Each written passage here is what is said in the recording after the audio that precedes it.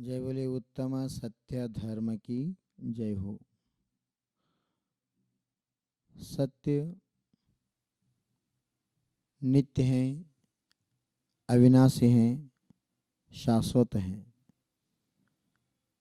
सत्य को स्वीकारना सबकी बस की बात भी नहीं है, परंतु जो जीव सत्य को स्वीकारेगा वही शिव पद को प्राप्त करेगा, वही अनंत सुख को प्राप्त करेगा। सत्य ही धर्म है, असत्य तो पाप है।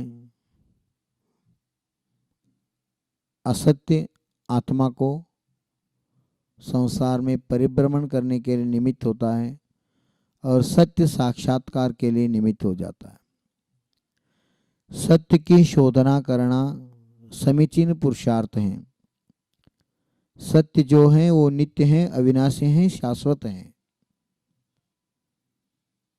ब्रह्म सत्य जगन मिथ्य है। इस दुनिया में आत्मा ही शाश्वत दृढ़ स्वभावी है। आत्मा को छोड़कर सब अनित्य हैं। पर्याय शाश्वत नहीं है, द्रव्य शाश्वत है। जो चेतना द्रव्य है, आत्म तत्व है, वो आत्मा ही परमात्मा है। परमात्मा को एक बार परमात्मा रूप में प्रकट कर लिया, वो शाश्वत सत्य स्वरूप हो गया। उसका अस्तित्व कभी नाश नहीं होगा। पर्याय का नाश होते रहते हैं, पर द्रव्य का कभी नाश नहीं होता। वो शुद्ध चेतना द्रव्य ही शाश्वत अविनाशी है। उस सत्य साक्षात्कार करने के लिए हमको कषाय का अभाव होना जरूरी है। कल तक आपने 4 कषायों का अभाव करने का पुरुषार्थ किया। क्रोध, मान, माया, लोभ, ये 4 कषाय के अभाव से ही सत्य का साक्षात्कार होता है। सत्य प्रिय होना चाहिए, सत्य मधुर होना चाहिए। सत्यवाणी सबको आह्लादित करते हैं और सुख शांति समृद्धि दिलाती हैं। अगर सत्य कटु भी है तो वो दवा का काम करते हैं। कैसे दवा ज़्यादा से ज़्यादा कटु होता है पर रोग को निवारण करता है, रोग को मूल से जड़ से उखाड़ देता है। ऐसे अगर सत्य कटु भी हो, उससे कर्म का निर्जरा होगा और आत्मा का कल्याण होगा। झूठ अगर मधुर भी है तो उससे पाप का आश्रय होगा। उसके निमित्त से आत्मा संसार में परिभ्रमण करता है। अगर इस संसार से मुक्त होना चाहते हैं तो सत्य को स्वीकारना चाहिए। इसलिए कहा ब्रह्म सत्य जगन मिथ्य है। आत्मा एक ही सत्य स्वभाव है, शाश्वत है, नित्य है, अविनाशी है। बाकी सब पर्याय नाशवान है। अरिहंत पद भी शाश्वत नहीं है। आचार्य पद हो, उपाध्याय पद हो, साधु पद हो, ये पंच परमेष्टि का पद में जो 4 पद है वो अशाश्वत है, वो भी शाश्वत नहीं। एक ही पद शाश्वत पद। इसलिए हमारा लक्ष्य होना चाहिए सिद्ध पद की प्राप्ति, मोक्ष की प्राप्ति। अगर मोक्ष की प्राप्ति करना है तो सत्य को स्वीकारना। झूठ बोलना महान पाप है, असत्य बोलना महान पाप है। आप जानते हैं सत्य और अहिंसा के बल पर ही बापूजी ने भारत माता को स्वतंत्र करवाया। सत्य अहिंसा देश को स्वतंत्र दे सकते हैं तो इस सत्य आत्मा को भी कर्म से स्वतंत्र कर सकता है। आत्मा कर्म से मुक्त हो गया, इस सत्य का साक्षात्कार हो गया। सत्य जो है वो आत्मा है, आत्मा निराकार है, आत्मा नित्य है, अविनाशी है। निराकार आत्मा तो दिखता नहीं है, फिर भी अनुभव रूपी नेत्र से उनको अनुभव हम कर सकते हैं। जैसे पेड़ा में मीठा सा है, पेड़ा दिखता है पर मीठा सा नहीं दिखता। ऐसे शरीर में आत्मा है, वो आत्मा अनुभव गम्य विषय है। आत्मा है इसीलिए हम बोल रहे हैं, आप सुन रहे हैं, ये सृष्टि को हम देख रहे हैं। अगर आत्मा नहीं तो कुछ भी नहीं। इसलिए सत्यम शिवम सुंदरम, ये भारतीय संस्कृति में कवि लोगों ने भी इसका गुणगान किया है। जो सत्य है वही शिव है, जो शिव है वही सुंदर है। अगर आत्मा नहीं तो असुंदर, सब दुनिया कुछ भी नहीं है। ये जाने वाला दाता दुष्टा जो आत्मा है, वो आत्मा का सत्य स्वरूप को प्रकट करना निश्चय से सत्य धर्म है। और व्यवहार से सत्य धर्म के अपनाने से आपका नाम रोशनी होगा, आप अमर होंगे। वर्तमान में महात्मा गांधी नहीं है, फिर भी सबके मुंह में उसका नाम चलते हैं। मरने के बाद भी वो जीवित हैं। भगवान महावीर नहीं है, भगवान महावीर तो मोक्ष गए हैं, अब भी उनका नाम चल रहा है। भगवान राम नहीं है, भगवान राम भी मोक्ष जा चुके हैं, पर अब भी उनका नाम चल रहा है। का कारण क्या है, क्यों उनका नाम चल रहे हैं? ये सत्य का प्रभाव है। सत्य बोले तो सत्य हरिश्चंद्र का नाम भी आते हैं। सत्य हरिश्चंद्र ने सत्य के लिए राजपाट छोड़ दिया, पुत्र का वियोग हो गया, पत्नी का वियोग हो गया, शमशान मरघट में। देखो ऐसे अवस्था में भी वो सत्य को नहीं छोड़ा। जो सत्य को स्वीकारता है, सत्य पथ पर चलता है, वो आत्मा का साक्षात्कार कर लेता है। इसीलिए सत्य आत्मा को सुखदायी है और असत्य आत्मा को दुखदायी है। अगर आप सुखी बनना चाहते हैं तो सत्य मार्ग को अपनाओ। इसलिए आचार्यों ने सम्यक शब्द का प्रयोग किया है। सम्यक दर्शन, सम्यक ज्ञान, सम्यक चारित्र। सम्यक का अर्थ होता है सत्य, जो नित्य है, अविनाशी है और समीचीन है। जो समीचीन है उसको सत्य कहा गया है। इसलिए सम्यक रूप में सत्य जो दर्शन है, जो निज ज्ञान है, जो निज चारित्र है, यही रत्नत्रय निधि है। इस रत्नत्रय मार्ग से ही हमको मोक्ष सुख की प्राप्ति होती है। इसलिए एक जीव की रक्षा हेतु अगर आप झूठ भी बोल दिया, उसको सत्य कहा गया है। अगर सत्य बोल रहे हैं, जीव का घात हो रहे हैं, जीव का हानि हो रहे हैं, वो सत्य होकर भी असत्य में आएगा। इसीलिए जो भी कार्य करना है विवेक से करना। विवेक से करने से आपका स्वयं आत्मा का रक्षा होगा और अन्य जीवों का भी रक्षा होगा। जीवों और जिनेदों को चरितार्थ साकार होगा। प्रसंग आते हैं ऐसे, दृष्टांत हम बचपन से सुनते आए हैं। एक मुनिराज एक वृक्ष के नीचे बैठ के, चबूतरा पर बैठ के ध्यान कर रहे थे।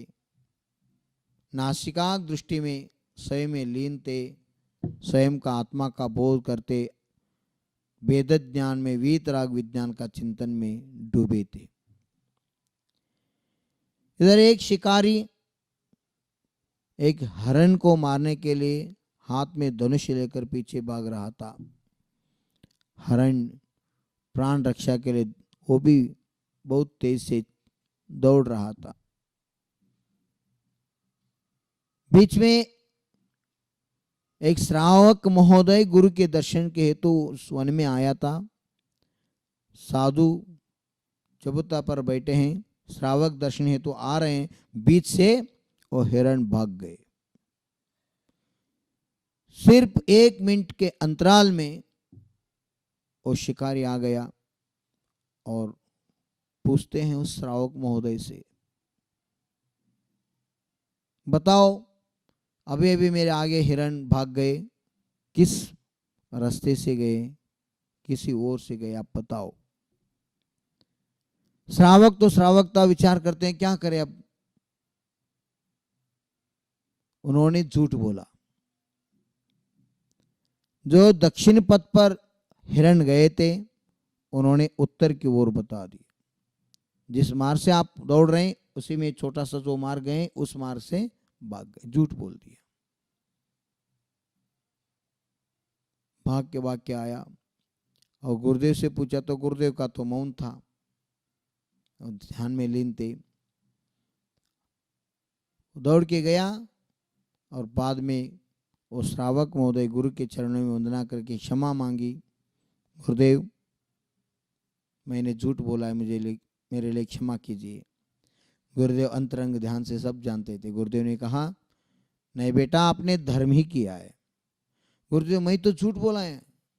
हाँ, आप झूठ बोले हैं, परंतु वो झूठ हिरण की रक्षा हेतु किया है। वो हिरण का जीव रक्षण होना चाहिए, इस भाव से किया है। वो झूठ भी धर्म हो जाएगा, धर्म माना जाएगा। उस जीव का रक्षा करने के भाव से आपने झूठ किया है ना, झूठ बोले ना, ये तो धर्म है। जीव रक्षा ही धर्म है। धर्मस्य मूलम दया, धर्म का मूल ही दया है। जीव रक्षा का भाव ही दया है। यही धर्म है। और धर्म को धर्म रूप में स्वीकारना ही सत्य है। इसलिए आपने अधर्म नहीं किया, धर्म किया है। असत्य बोलकर भी आपके सत्य हो गया, ये धर्म है। गुरुदेव ने उसको समझाया। भक्त ने गुरुदेव को नमस्कार करके स्वयं को धन्य समझा। गुरुदेव, आप दिया हुआ ज्ञान का प्रभाव से मैंने ये कर पाया। ऐसे सब जीव का रक्षा हो जाए। सब जीव का रक्षा का जो भाव रखते हैं वही सम्यक दृष्टि भव्य जीव कहलाते हैं। जो भव्य आत्मा है वही भविष्य में भगवान होने वाले हैं। अगर भगवान बनना चाहते हो तो आप में ही एक गुण होना चाहिए, सब जीव के प्रति वात्सल्य भाव, अब सब जीव के प्रति रक्षा भाव। इसीलिए सत्य ऐसे होते हैं। महाभारत में भी आप प्रसंग देखते हैं। श्री कृष्ण ने अर्जुन को कहता है, बोलो अश्वत्थामा का मृत्यु हो गई। पर अर्जुन बोलते हैं, ये कैसे संभव है? अश्वत्थामा रहते हुए वो मर चुका, कैसे हम बोल सकते हैं? धर्मराज को बताया, धर्मराज भी उसको नकार दिया। पंचपांडव कोई वो खोलने के लिए तैयार नहीं है। उस समय कृष्ण विचार करते हैं, धर्मराज को धर्म का अवतार है, धर्म का रूप है। अगर धर्मराज के मुख से आया तो विश्वास पर रहेगा भीष्म और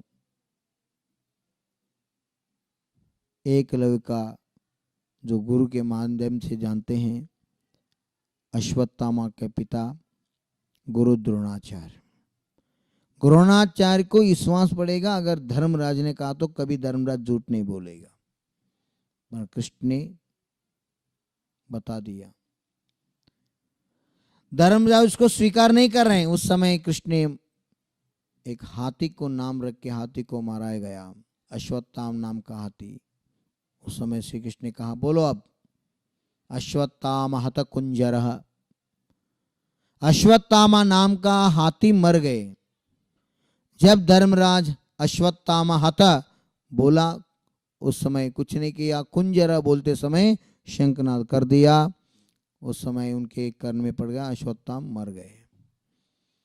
देखो, इधर सच्चे बताने उद्देश्य था, पर आगे का अधर्म को सहाय करने वाले अधर्मी कहलाता है। इस अपेक्षा से महाभारत में हम देखते हैं धर्म युद्ध होकर भी अधर्म का साथ लिया था।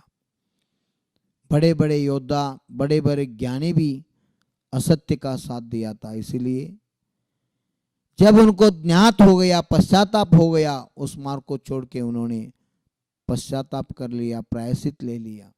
परंतु क्या हुआ, पाप किसी को छोड़ता नहीं है। जीवन में अगर सुखी बनना चाहते तो सत्य मार्ग पर चलना चाहिए। सत्य से ही पांडवों को जीत हुआ और असत्य मार्ग से ही कौरवों का पराजय हुआ। इसलिए चाहे राम हो, चाहे कृष्ण हो, चाहे आदिनाथ हो, चाहे महावीर हो, चाहे हम हो, तुम हो, कोई भी अगर सुख की चाह रखते हैं तो हमको भले कितने भी कठिनाई आए, सत्य को नहीं छोड़ना।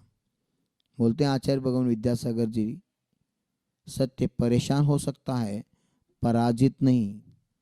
सत्य से हमको परेशान हो सकता है, पर सत्य का कभी पराजय नहीं होता, सत्य का ही सदैव जीत होता है। इसलिए भारत का वृद्ध वाक्य है, उपनिषद से लिया है, सत्यमेव जयते।